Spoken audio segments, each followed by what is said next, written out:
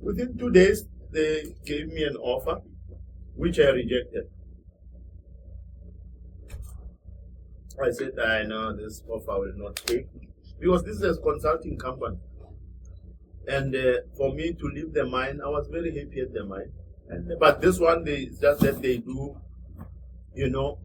only projects, design, and this. I said, no, I will not take this. It was extra money, but I thought it does not justify it, because at the mine, even a lot of things, car accommodation covered. Now, there, Johannesburg, I must now get accommodation, I must do this, that, So, they adjusted it, then I went. So, when I got there, Shukran, Habibi, you want me to have more children, brother? No problem, sir. Under control. So, I joined them. When I joined them, they had different, project teams, and they even had drawing office where they use, your SolidWorks, AutoCAD. And the one thing I liked about them is they were doing projects for, processing plants, for mining and minerals, that's what they were dealing with. So as I joined them, they introduced me. For me, I worked on 3 different teams, being a mechanical engineer, designing only mechanical. But then when I got there, just like you see all the jobs I go to, I started, the first at least month, 2 months, 3 months, I do whatever documentation, learn as much as I can, focus and really drill into everything. That's how I excelled in a lot of the things. Habibi, I think this camera may be facing wrong, or is it facing okay? Okay, under control. Then I really started excelling. The 3 different teams with each individual team with its own project manager, and it was different projects, Initially, only projects in South Africa for platinum mining. Those are the projects I was part of. And then from there, when I excelled in the one project, the lead engineer, he resigned. So the project manager said, no, Kariba, can you assist? I said, okay, no, I will do. And remember, I'm not even 4 months. I think it was my month number 3. I said, no, I will do. Because the other guys, we have electrical engineer, industrial and this and that. I could see they are not interested. But I said, no, I will do it. I'll be the lead engineer. I will be the lead engineer and I will still do my job. So I'm doing double. I took over. I pushed. I did that one. And I excelled. So even in the other crew, they said, okay. In fact, the guys, they are the ones who said, no, we prefer Kariba to also be our lead engineer. I excelled also. Then there was a big project, like a completely new green project for platinum mine. And it was like maybe 300 kilometers from where our office is. So we used to go there like every week. So we go there, like a village, very big village. So it will mean even some of the villagers will have to be relocated and all this, and there's like some hills and that. I learned so much because even we were part of the exploration, doing the whole mine design. For me, as a mechanical engineer, my scope was mainly started with the water reticulation, above ground, underground, and obviously all the mechanical equipment, even including structural. I was the one doing it. Above ground, even underground, because now already we must design a whole mine from scratch. Before we even start, we need to know where we are going to drill, how we are going to maneuver to follow the ore, what type of mining system we're going to follow. So we did all of that. And then they promoted. But still lead engineer, but just promotion. Fine. Then they involved me in another project in a coal mine, in a place called Witbank. Then they also made me the lead engineer. Oh, then I started loving coal mining with the continuous coal miners and all of this. Oh, I loved it. I excelled. It was with a company called Anglo American. They are all over this Anglo American. They say that in the gold mines you can also find diamonds. Is it true? Very seldom. Very seldom. But it's the same because even sometimes platinum mining, just by chance, you might even just find gold. Yeah, but they will find it, but that's not like they're high grade. And it's not this is not what they are actually looking for example. So they focus more on the platinum. Yeah, but even coal, but most of that is in Angola, not South Africa. Yeah, so then the last project that came, it was a project for where to go to Ghana. It was a gold mine. What happened there? It was an old gold mine, and already, it has not been working for maybe over 10 years or something.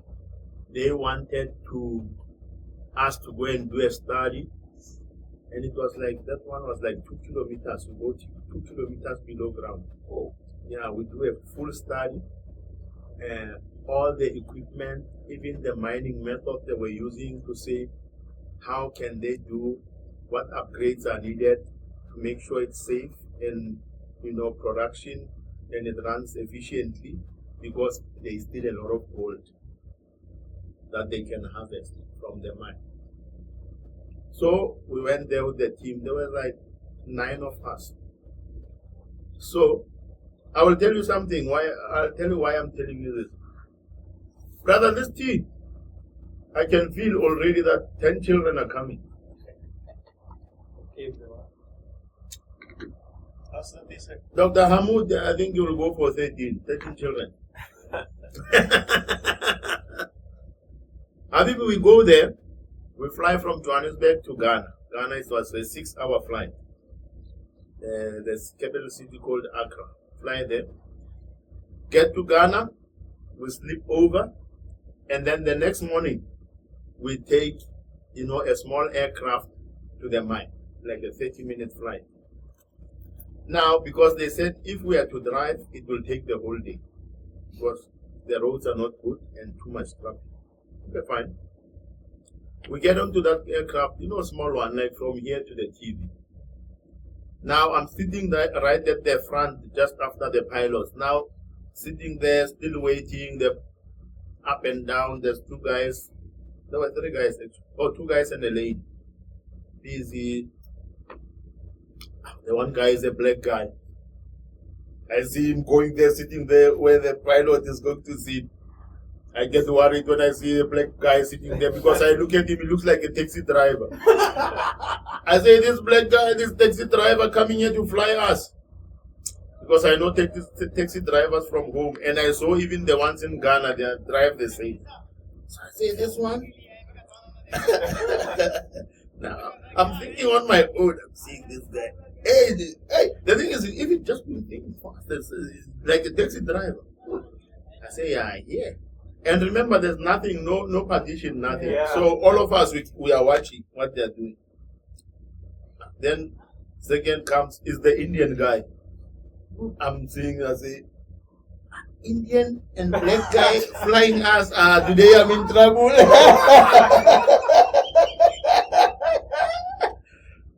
How now, today I have an Indian and a black person flying us? It's all about mentality, but and you can see they are very close. They're just like, even when they're talking very fast, like, we're going to just fly 30 minutes. And they say, today we are in trouble. Yeah. I'm watching. How they're flying, I'm watching. Even what they are touching, because I love these things, because it was also even reminding me when they were teaching me the chopper and So,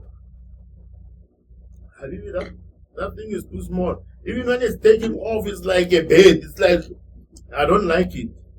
I'm watching this black guy. He's just relaxed and he's talking and he's doing this. I mean, today we are in trouble. And this other, all my team members are white people. I'm the only black person. For them, it's like they don't see it, because they are drinking and stuff. So, what's happening? Sure. Even when we get there to the house, it's like, no one. It's like I'm the only one worried. There's two. Even this one drinking water. Even sometimes doing this like this, I say, taxi driver. Okay, but anyway, then we land at the small airport there by the landing strip, and it's not even asphalt. It's gravel road. Yeah. So we land. Even the landing, it's just doing this. It's dancing because no friction, It's just doing this. And for them, it's like everyone is relaxed. I say, am I the only one really worried? This is just doing this. It's like a bed. It's like, then it stops. I said, I was the first one jumping out. I just want to be outside. Then we took a taxi from there now to the mine.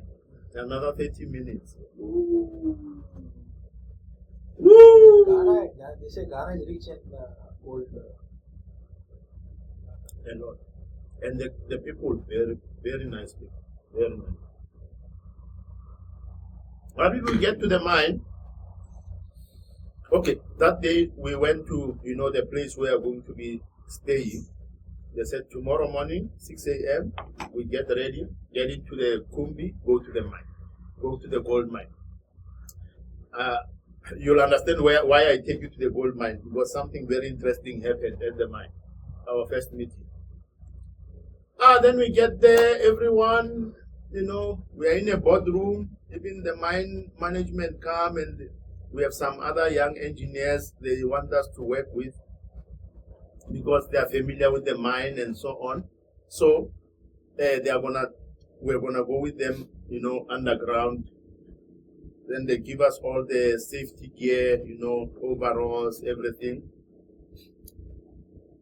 But before they give us all the safety gear, it was just an introductory session, everything. So one of the guys, the mine is also by Anglo-American, but I think from Australian branch, they're running from Australia.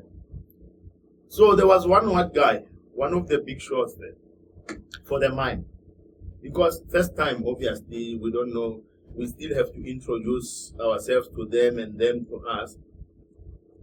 So there was a guy from the kitchen, giving tea, everything.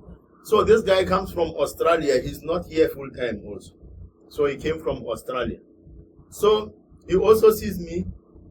So maybe he's confusing me with that kitchen guy initially or what? Or he thought I work in the kitchen. I never asked this. So he says, young man, can you please also get me a cup of tea and some biscuits or whatever you have in the kitchen, something sweet. I want something sweet. I said, okay, because I saw where that one was going. So me, I don't know, even, okay, I just said, okay, let me go. I went to the kitchen. So I tell that guy, I said, the other guy, white guy there, your white guy, the one with the big belly. Because he had a very big belly like this, pregnant. He wants tea and some, biscuits. He says, oh, he mentioned the name. And I can see his scared of him is like the big shot. So he want to give to me, but he says, okay, no, let me take also the others. Then this guy, he just walks past me. Okay, then I'm following him. Then he takes. So that guy, he see the other guy bringing it to him, and then I'm following him. I could see he looks at me. He looks at this guy. He looks at me. He looks at this guy. But the look he gave me, he was not happy. Maybe because he says he asked me to bring it, now I send somebody else. Okay, fine. No problem. Anyway, so this guy is dishing out everything. When he finished, then he comes to me, this black guy who was dishing, because there's still extra, tea and other sweets. So I just take the black tea. So this one, I can see he's watching. So maybe he's thinking, why this one he works in the kitchen but he's taking tea, drinking with us? Because it's all white people. Yeah. I'm the only black person. You see? Okay, then we go to the bedroom. But I could see he's looking at me now because he's the big boss now from the mine side. He's sitting there, and our whole team is here. We are together with our project manager. Now we're sitting. So he's the one who starts talking. He says if his team can, introduce themselves. They start introducing themselves, everyone. And then our project manager starts talking. But this guy, he looks at me again. I can see that it's like, what's happening? He's confused. He says, why this T-boy is here? T-boy is joining us. Anyhow, project manager, he introduces himself, and then he says, okay, what I'm going to do, I will hand over to Kariba to introduce the team, because Kariba is our lead project engineer. That guy was shocked. He blanked off. Now because he thought I was maybe the kitchen boy. Now I'm the lead project engineer. This is opposite. Yeah, something wrong. Then I take over. I introduce myself, and then the team, and this one is will be focusing on the electrical system. This one on what everything. We had controls, everyone, instrumentation, everything. And then, so he asked. I can see he's challenging me. So this guy, he asked me. He says, okay, Kariba, so now you've introduced your team. Tell us, what have you got to offer, you and your team? He should be asking this to the project manager. So I said, I know what to answer. But I said, okay, no, very good question. I'll hand that over to our project manager. He can decide if he's going to take this one over or he must select one of us to respond. Project manager. Already they can see what is happening, because of this racial things and this. So my project manager just took over and responded. Then we go underground. Or they give us the gear, we go underground. Now because usually most of the environments, even from the mine, where it was always management, all of them, in fact, when I remember, I was the only black person amongst the management. So I'm used to this. So what I do always, I'm always competing. Even at the mine, before we went there, already I had read so much about the gold mine, how long it has been running, what type of mining, and what type of equipment, and what was the production rate, and all this efficiency. Everything already I know exactly. I'm just like you. When we enter, now already I can see, because I saw from the internet, this is all that has been going on. I see. Then we go underground, 2 kilometers. I think that one was the 2 kilometer one. Then you still have to walk another maybe 4 kilometers. Was conveyor belting and all this. So now we must do first obviously the inspection, everything. Then you need already keep in mind what we can do to improve this, from maintenance, for safety, for operation. So the whole day we are there. Late in the afternoon, around 5 o'clock, we were out, back up. We go back to the boardroom, we sit there. So now the same guy, he says, now guys, you were there underground the whole day. And so, Mr. Lead Engineer, tell us, how do you think you can... This guy is challenging me. This guy is targeting me, is challenging me. But God has always been on my side. I just flow everything, what I saw and what I think we can do, and I put it, because I was already prepared. I'm always competing, because I know this is not the first time. It always comes up. I'm always being challenged. But fine. Now, after the meeting, my project manager speaks to me. Very nice white guy. He says, Kariba, don't worry about this. We can all see what is happening. We know these things happen, And you are a very tough guy, and I'm proud of you because you are very smart. All the things you even mentioned, half of them I was not even aware. After only you mentioned, now I start thinking about it, how we can improve the process. Say, but no, great. I'm also going to send this report tonight to our director. Exactly what happened and how you are handling it and everything. 100%. I said, no problem. I'm used to this. Then we go back to our camp. When we get back to our camp, We had a gym, everything. Then after that, we go for dinner. At the same camp, they just bring, like buffet. Dieting. Yeah. Yeah, dieting on the highest order. Dieting. Then, Habibi, we were there for about 3 weeks. We're working 15 hours a day. Every day. We went home. After another week, we flew back. Another 3 weeks. 15 hours a day. The money was good. I don't want to lie, the money was very good because you also get risk allowance and out of country allowance and overtime and everything is like double. Very good. And Habibi, we have water. Oh, that lasts for water. It tastes nicer from that glass than from the bottle. People change. They drink water nowadays. Yeah. So, halas. So the last day that shukran Habibi. The last day that we left the mine, Ghana. We left Ghana, now flying back to South Africa. We arrived in South Africa around 6 in the morning.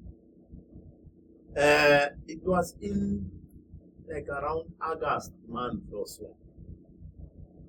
Just out of the wind. But it was raining that morning when we touched down in Johannesburg. Just when I come out of the flight, I switch on my phone. Within 5 minutes, someone calls me. I pick up. I don't know who it is. I pick up the call. When I pick up the call, the guy is speaking Indian. I can hear it's an Indian accent. Mr. Kariba, how are you like this? And then he said, good. Kariba, you have been shortlisted for an interview with Saudi Aramco. We need you for an interview today here in Sentin. So I'm thinking, I never applied for a job in Saudi.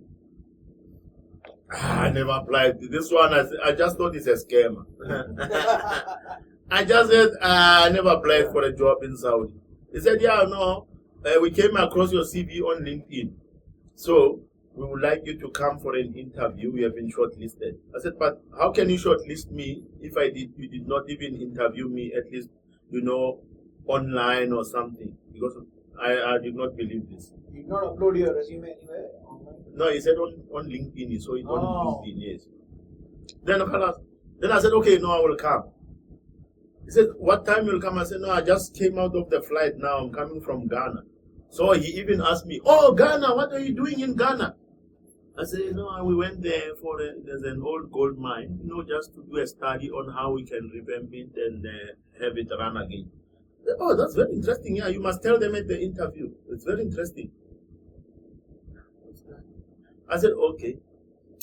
Then I go out, I took my laptop, I went to get my luggage, get into my car, go to the office. Our office is also in Sentin. I dropped off my laptop because I was going to go to my place and sleep. So I stayed the next suburb. It was called Centurion. Get to the apartment. I sleep. I said, yeah, this one is a scam. He phoned me around 6 o'clock. He called me again around 10, 11. I remember I was fast asleep. I said, who is this? I could see when it was, this is the same number. Then I said, my friend, I think you are a scam. I did not apply for this. He says, Kariba, I'm telling you, these guys, they want you. We saw your CV. They love you. They want you. I said, how can they want me? They don't know me. And this, even if they look at this, he says, Kariba, I'm telling you, they want to give you a job. Come. I said, okay, I'll come. I go back to sleep. I said, it's not serious. And I was tired. Because remember now, another 3 weeks working every day, 15, 16 hours every day, underground.